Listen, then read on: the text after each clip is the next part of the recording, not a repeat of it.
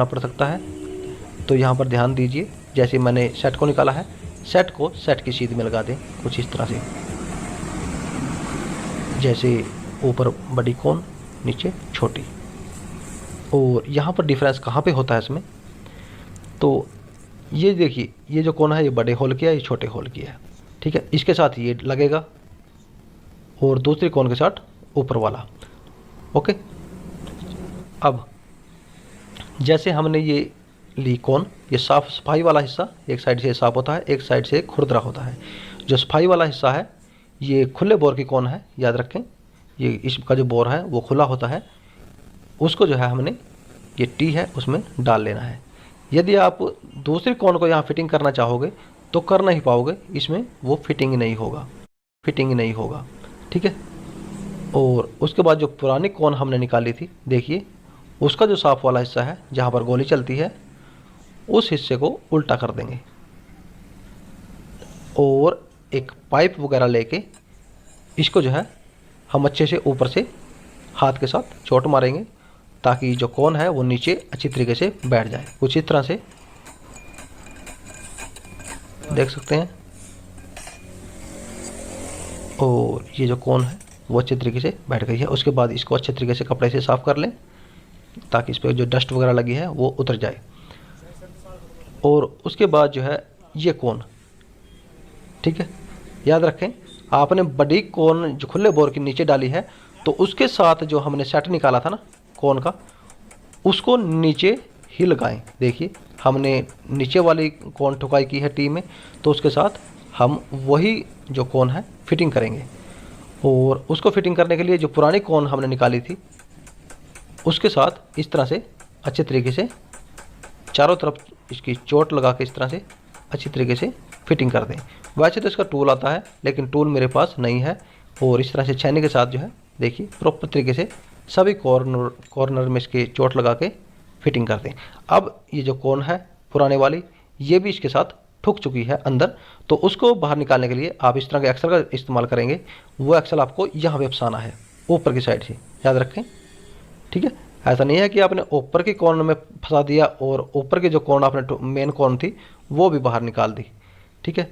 अब मैं आपको थोड़ा जूम करके दिखाता हूँ। देखिए यहाँ पे नहीं रखना, याद रखें, वो जो पुरानी कॉर्नर है उसके अंदर के साथ अच्छे से फिटिंग कर लें। इसमें कोई ज़्यादा घबराने की बात नहीं है। और इस तरह से पुरानी कॉर्नर लेके अच्छे तरीके से उसको फिटिंग कर लें। देख सकते हैं ये अच्छे से फिटिंग हो चुकी है। और उसके बाद गाइस इसको कपड़े से साफ़ कर लें। और उसके बाद जो है हमें एक अच्छी क्वालिटी का ग्रीस की ज़रूरत पड़ेगी। तो यहाँ पर जिस पाउच का मैं इस्तेमाल कर रहा हूँ वो बजाज का जो कॉन्सेप्ट है उसके अंदर निकलता है। यहाँ पर ये कमाल की बात है, जो बजाज है 264 रुपये का कॉन्सेप्ट बनाता है। Discover, Bajaj Pulsar, city so, Platina सब में वही कॉन्सेप्ट लग जाता है। और उसके साथ जो है ना वो एक ग्रीस का पाउच देता है ओरिजिनल, ताकि जो कॉन्सेप्ट है उसकी फिटिंग अच्छे से हो और कस्टमर को कई साल लग जो है दोबारा से कॉन्सेप्ट न डलवाना पड़े। लेकिन हीरो 380 रुपये लेता है, 290 रुपये लेता है, उसके बाद भी 10 रुपये का एक ग्रीस का पाउच भी नहीं डाल सकता। ये थोड़ा हीरो को यहाँ पर सुधार करना चाहिए। तो और उसके बाद ये जो ग्रीस है आप ऊपर की और नीचे की कोन के साथ अच्छे तरीके से लगा दीजिए जैसे कि हमने लगाया है। और उसके बाद जो है ये जो गोलियों वाला हिस्सा है उसको इस तरह से रखिए। देख लीजिए कैसे रखना है। और उस पर भी ग्रीस लगा दीजिए। इसको आप उल्टा मत डाल दीजिएगा। कई बार मैंने देखा है हमारा जो स्टाफ है वो पूछते रहते हैं उस्ताद जी इसको कैसे डालें, तो इस तरह से आप इसको डाल सकते हैं। और ये जो ऊपर वाला है उसको आप इस तरह से रखें, ठीक है। तो लीजिए हमने जो है ग्रीस वगैरह लगा दिया है। यहाँ पर सुपर स्प्लेंडर के कॉन्सेप्ट का ये फ़ायदा है, इसमें हमने एक एक गोली को नहीं लगाना पड़ा।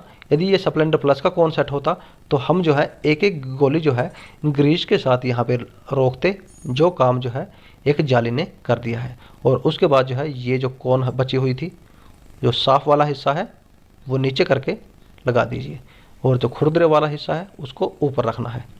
ठीक है, देख सकते हैं खुरदरे वाला हिस्सा ऊपर, और जो गोलियों पे चलेगा वो प्लेन वाला हिस्सा, बिल्कुल साफ हिस्सा, उसको नीचे लगा देना है। और उसके बाद ये जो हमने यहाँ पर सील निकाली थी, जो यहाँ पर पानी वगैरह गंदगी वगैरह नहीं जाने देती इस गोलियों के अंदर, उसको लगा के यहाँ पर जो ये नट हमने खोला था उसको ऐसे हाथ से टाइट कर दीजिए। ध्यान से देख लीजिए ऊपर कौन सा हिस्सा है और कौन सा हिस्सा नीचे है, और इस तरह से इसको थोड़ा सा टाइट करके जो है हमारा कॉर्न सेट जो है अब यहाँ से फिटिंग हो चुका है। अब हमें ये स्टेयर जो है उसको फिटिंग कर लेना है। यहाँ पे ध्यान दीजिए, ये रबड़ का ध्यान दे, रबड़ जो है यहाँ पर होल होते हैं, उन होल के अंदर डाल देनी है, और इस तरह से जैसे हमने इसको खोला था वापस से लगा दिया।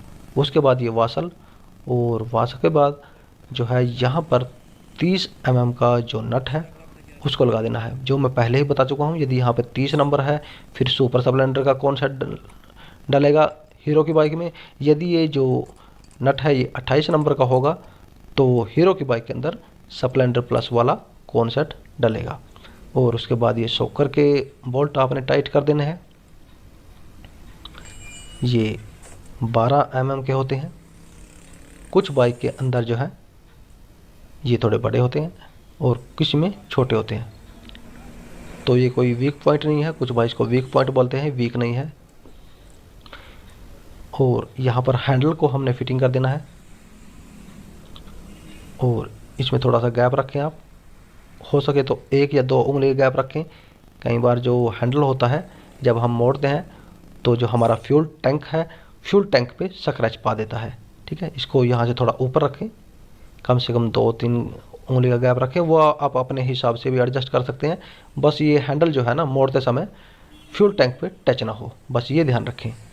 और उसके बाद ये जो ड्रम प्लेट है हमने फिटिंग कर दिया है। ड्रम प्लेट को हमेशा घुमा के डालें, ऐसे नहीं है डायरेक्ट डाल दिया, उससे क्या होता है जो मीटर वार्म है वो टूट जाती है। और एक्सल को थोड़ा ग्रीस या फिर ऑयल लगा के ऐसे डालें, और दोबारा से जैसे हमने इसको खोला था वैसे जो है फिटिंग कर दिया है।